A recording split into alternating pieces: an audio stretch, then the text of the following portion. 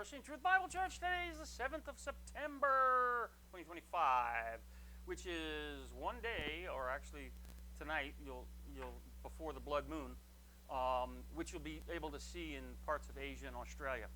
It's on the other side of the globe today. So today we're going to continue our lessons about Saul and the Israelites as we lay down our understanding about human nature and the leadership and basically the way not to do it and not to be. So let's turn to chapter 11, and we're going to see here where 1 Samuel chapter 11. Chapter 11, the enemies of Israel make a sudden appearance. So we're going to read about this, and we're going to read why they made a sudden appearance. Why, oh why? I'm going to lean against the wall here.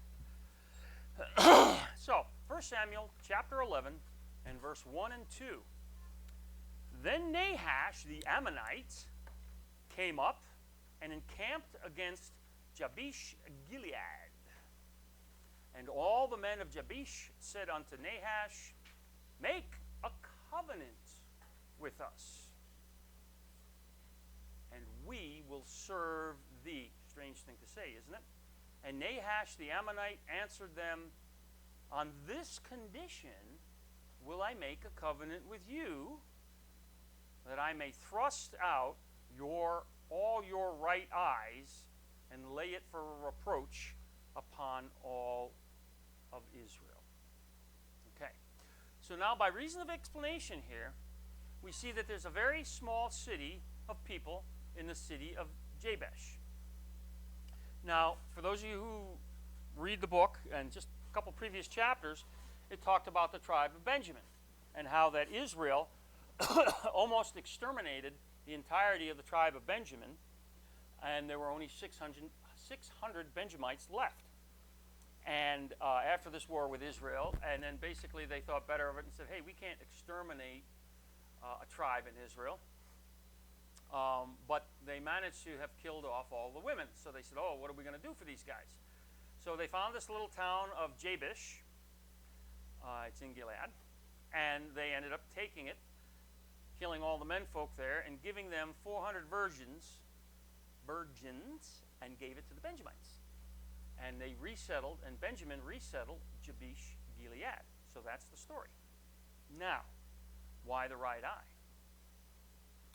Turns out that the right eye, the Benjamites were renowned archers, right?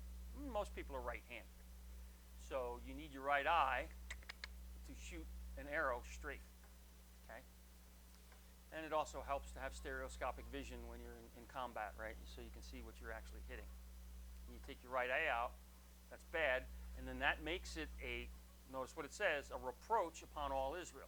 So the Israelites would have allowed God to be mocked by a people.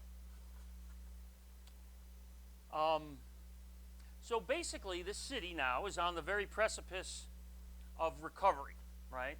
We've got the marriage of two nearly extinct people. And so up rolls this massive army of Ammonites intent on exterminating them. They've been down this road before, so they said, oh, there's no way we're going to defeat these guys. We're dead meat. So they sue for peace, right? And they offer themselves to service in the Ammonites. Now, many don't see this picture, but consider if you were living in the United States today and say we had a war with the Chinese, right?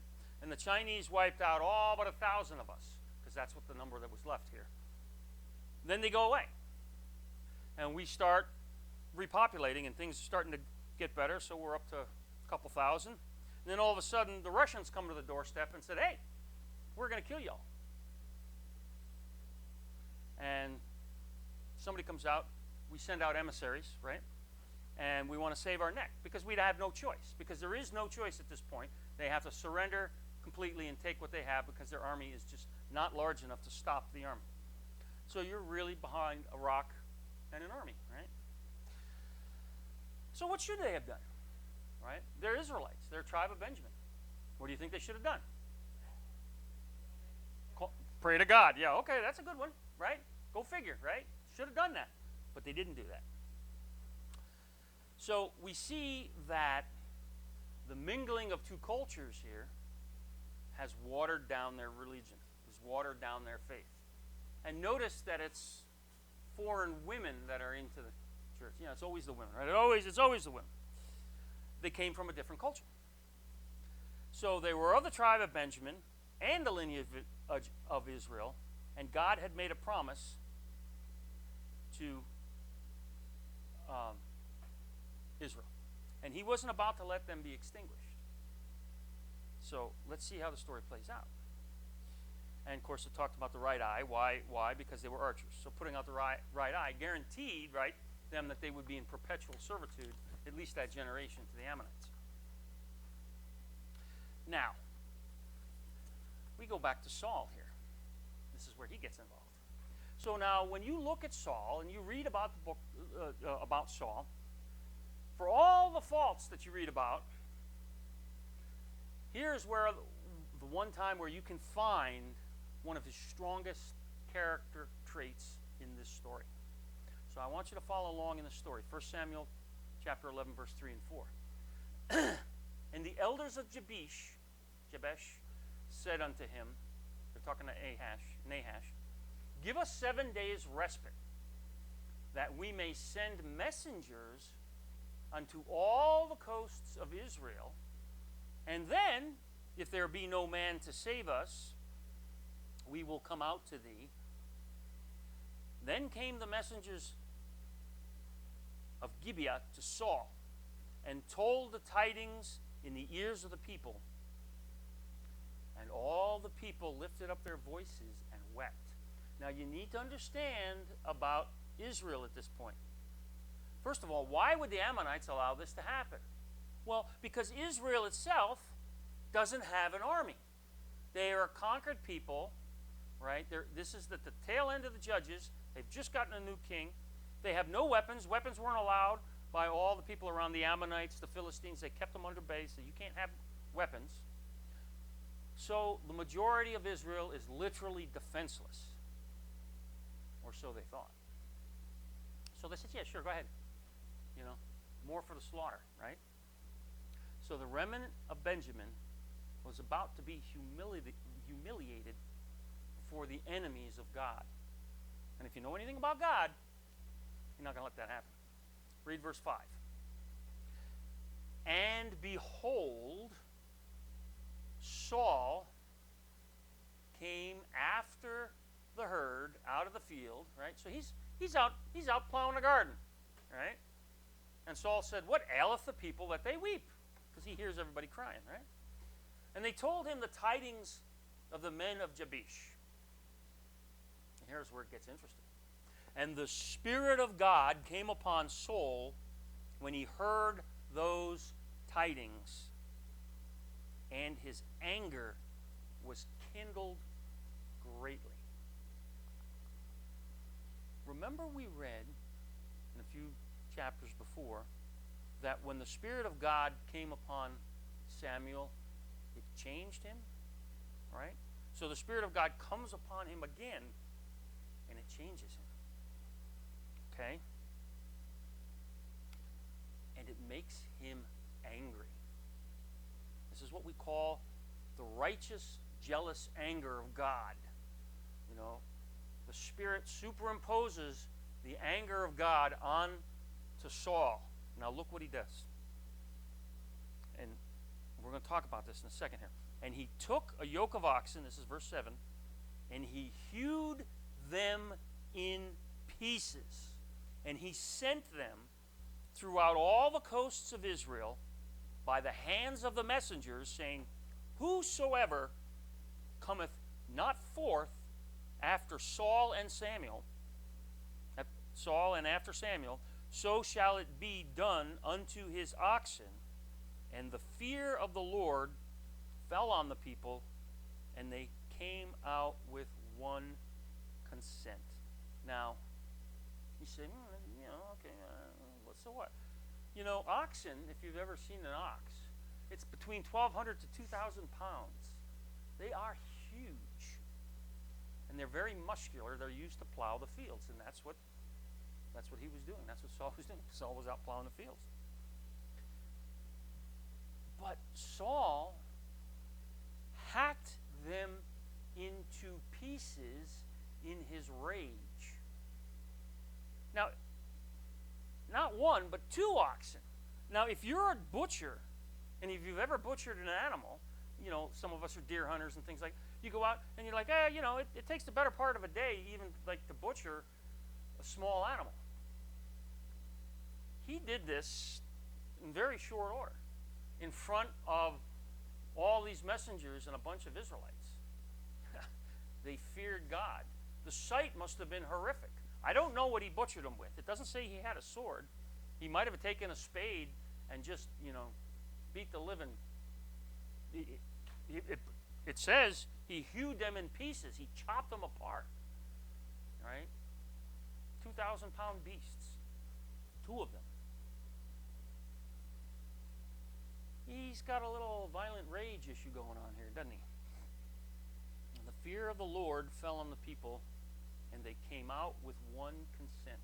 Because not only do they get the message from the messengers, right, and say, hey, this is what the king says, the new king says, right, also goes along with the tale, right? You should have seen what the king just did.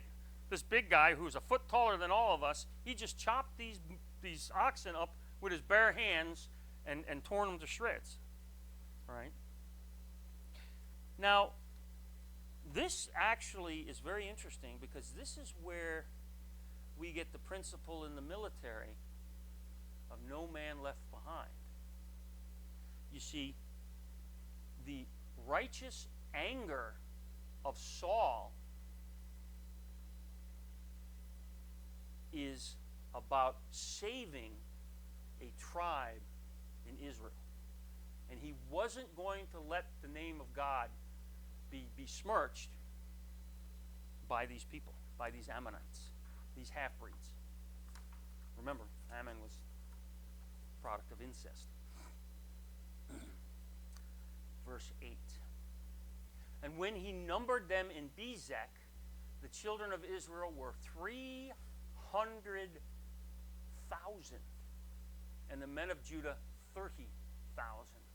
So the army of Israel is born this day, right? They came to the call of their king. They answered the call. 330,000 men came that day. That's a lot.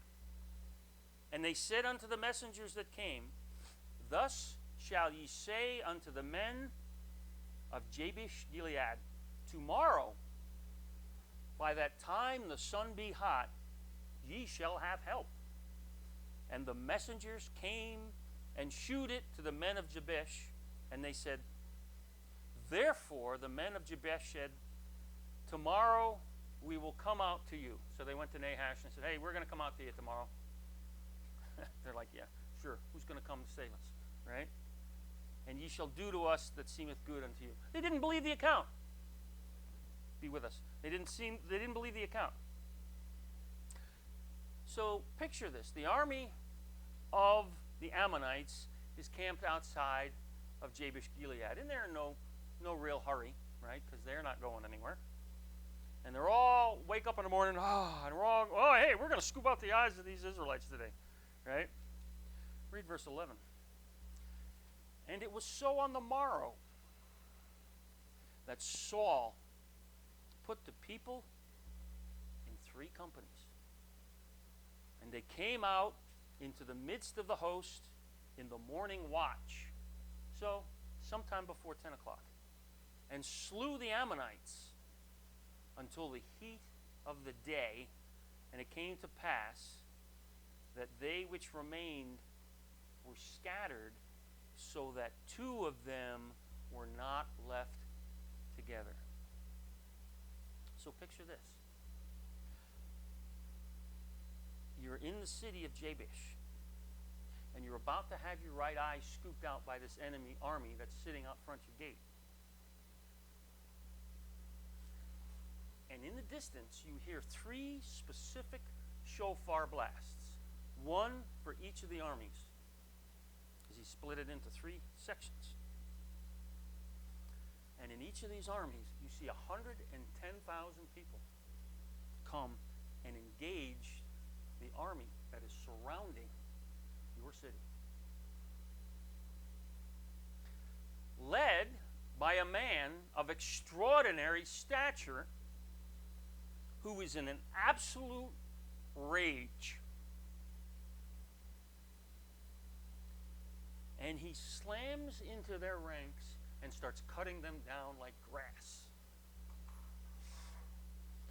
So if you think that Saul went after the oxen in a rage, imagine him on the battlefield with the Ammonites at this point in time. No fear from about 9 in the morning until the heat of the day, which is 2 or 3 in the afternoon. So this slaughter continues for 4, 5, 6 hours. And they slaughtered the enemies of God. And it says the Ammonites here were so thoroughly routed that there are only sole survivors scattered here and there, running for their lives from the battlefield. Quite a turn of fortunes, is it not? Now, we know, for sake of hindsight, right, this was the work of God. And it was possible that God was placing the fear of Israel into the hearts of the Ammonites, and I guarantee it was so, because they never expected to see an army of 330,000 show up on their doorstep. They were not prepared. They were not prepared to tangle with God. Verse 12. And the people said unto Samuel, Who is he that said, Shall Saul reign over us? Bring the men, that we may put them to death. And Saul said, There shall not be a man put to death this day, for the day of the Lord hath wrought salvation in Israel. Now that's a kingly judgment. Now you remember the reason he says this, the reason they say this was because right after he got elected king, there's a bunch of people that said, no, they call them sons of Belial. They said, no, we're not going to follow this guy. And they're like, and so they didn't give him gifts, they didn't give him anything, they just left. So they come, they join, and then everybody's like, hey, remember when you didn't come? Kill those guys. They were traitors. Saul says, no, nobody's going to die today in my army. Saul gives credit to God. You know, it doesn't say if Israel lost any men at all in this battle. Interesting. So Saul gives credit to God here. Good points for him. And after an act of godly vengeance and violence, he exhibits an act of godly compassion and wisdom. So things are looking pretty good for Saul. He's got it together. So Saul has the potential to lead the kingdom of Israel by the Spirit of God as he's just exercised. When he does so, you see that God fulfills and protects Israel. Notice that he extended grace and mercy to those that doubted. He rescinds the death penalty from those of the accused. Right? Now that's a godly thing. Judgment. The fervor of the people was so high that they wanted them to be executed, but he stops them with reason and logic and the living glory of God. Right? All right, so now we're going to skip forward a little bit to chapter 12. Because here's where things get even more interesting. Samuel comes along, and we know that this is at the very tail end of Judges, right? We're going from Judges into the kingdom now. So now we have a king. So the age of Judges is over. In Samuel 12, verses 1 to 5. And Samuel said unto all Israel, Behold, I have hearkened unto your voice, means I've listened to you, in all that ye said unto me, and have made a king over you. And now behold, the king walketh before you. And I am an old and gray-headed, right? Just like this. And behold, my sons are with you. And I have walked before you from my childhood unto this day. Samuel presents himself before all of Israel as an obedient servant. He shows them that this new kingdom, they have created a king.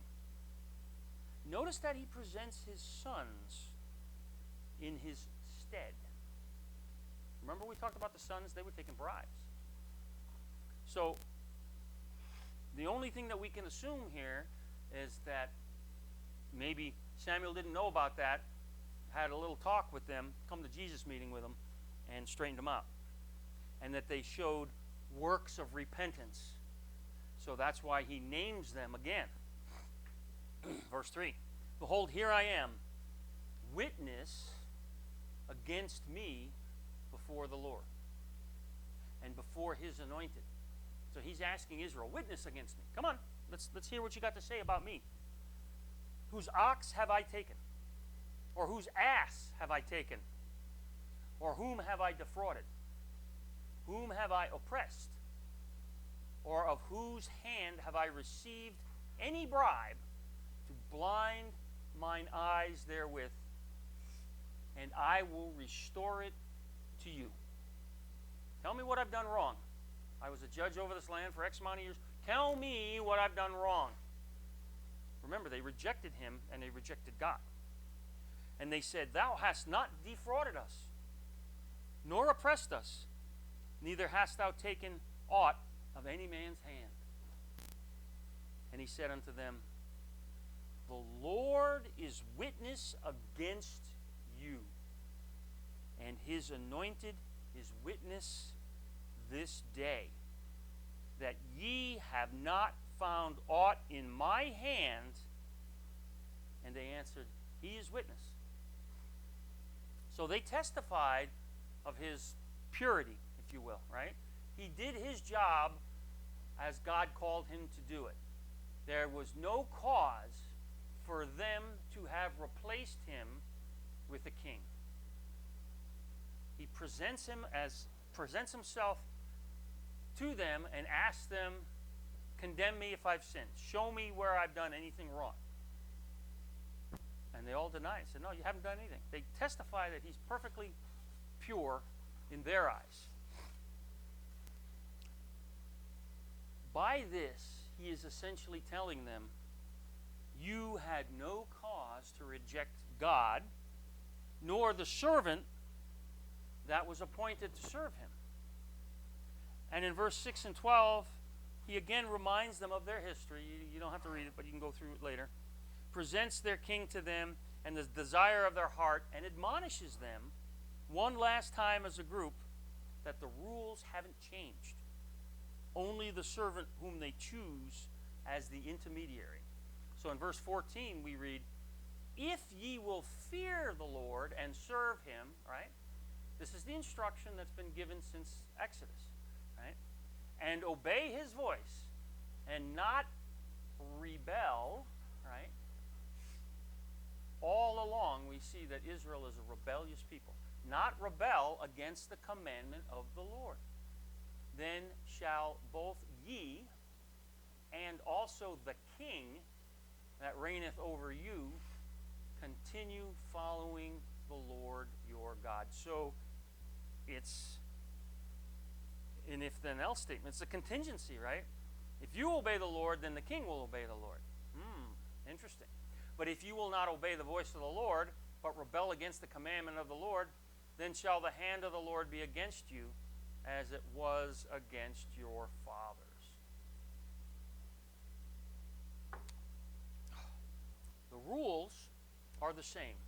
Serve and obey. Serve and obey the appointed individual over you.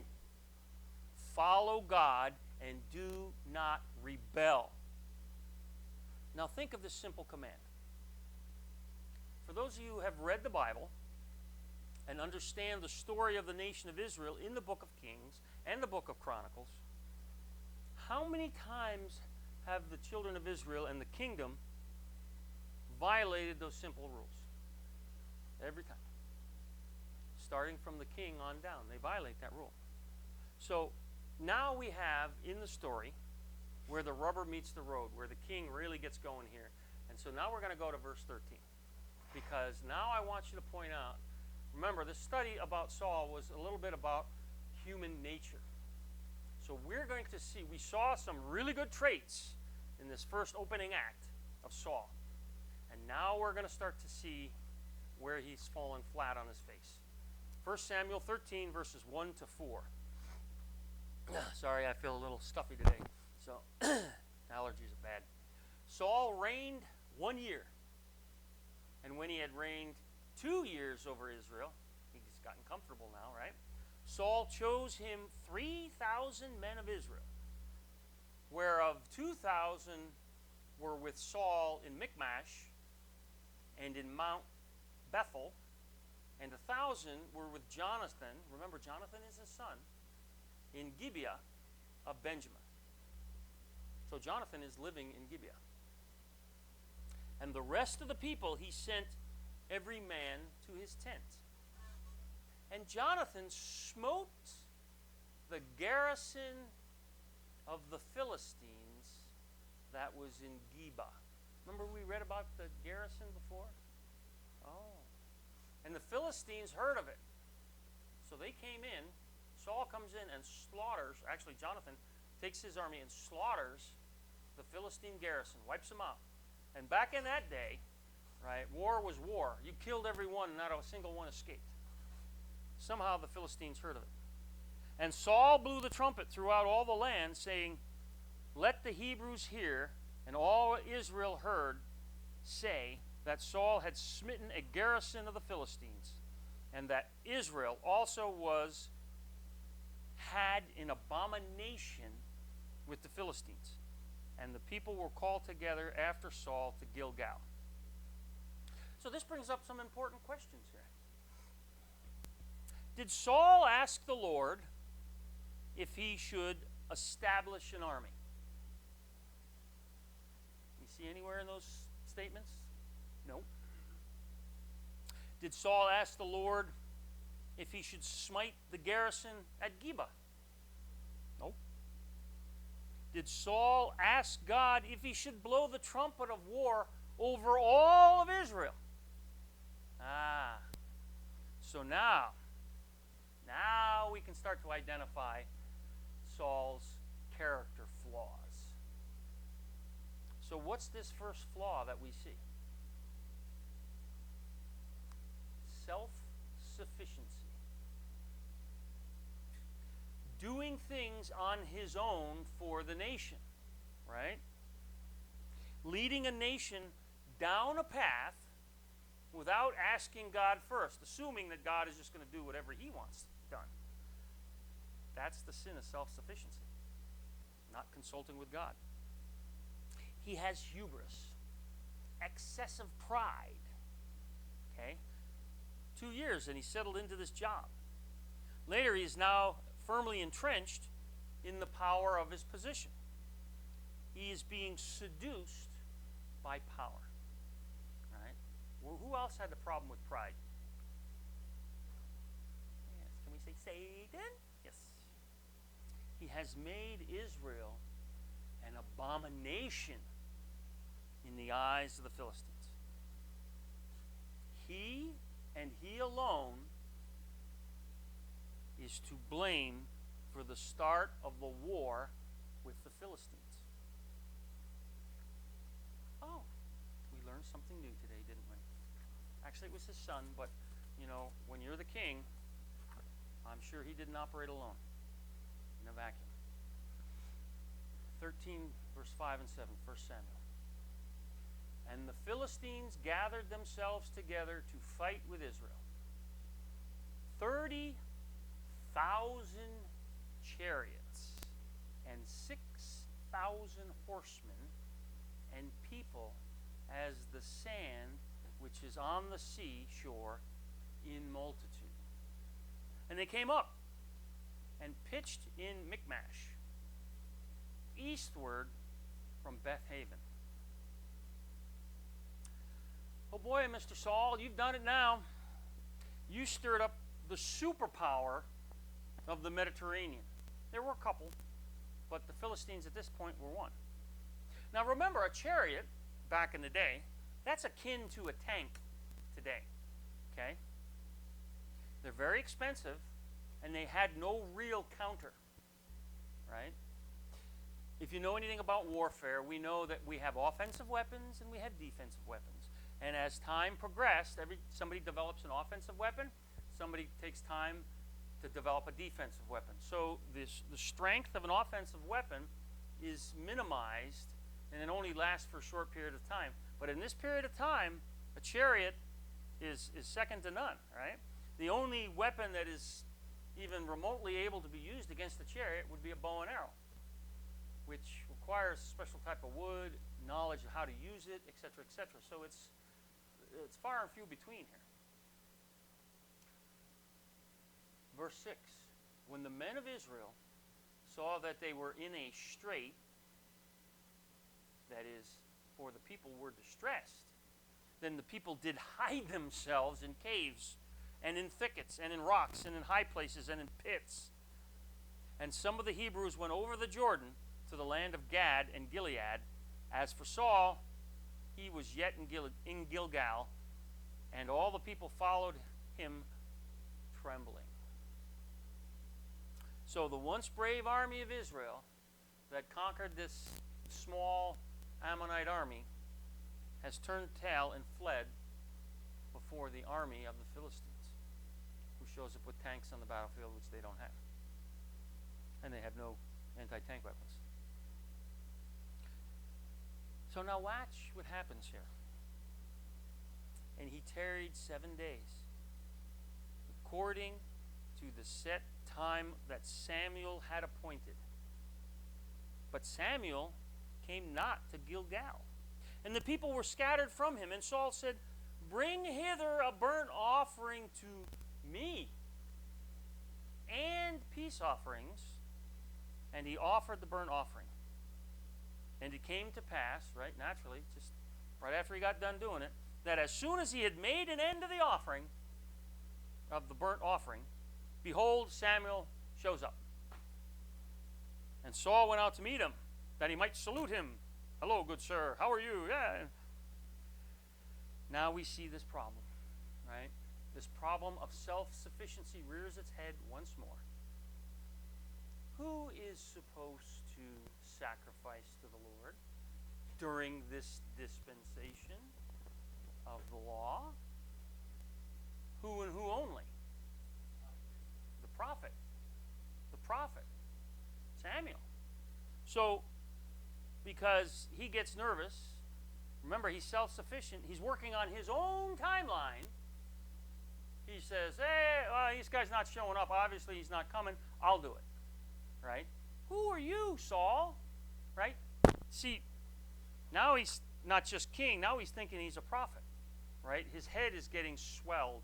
He's got pride. He's got the problem of pride, self-sufficiency, and it's compounded with a lack of patience, pride and arrogancy. Saul's character flaws begin to be manifest before the kingdom. Okay? So I'm going to end here because I know this is getting long.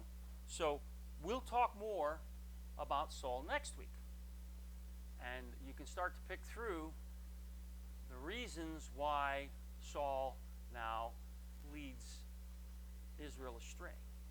They're all issues of individual character and how one man can literally destroy or make a nation and can move things one direction or the other. Heavenly Father, we thank you so very much for the time.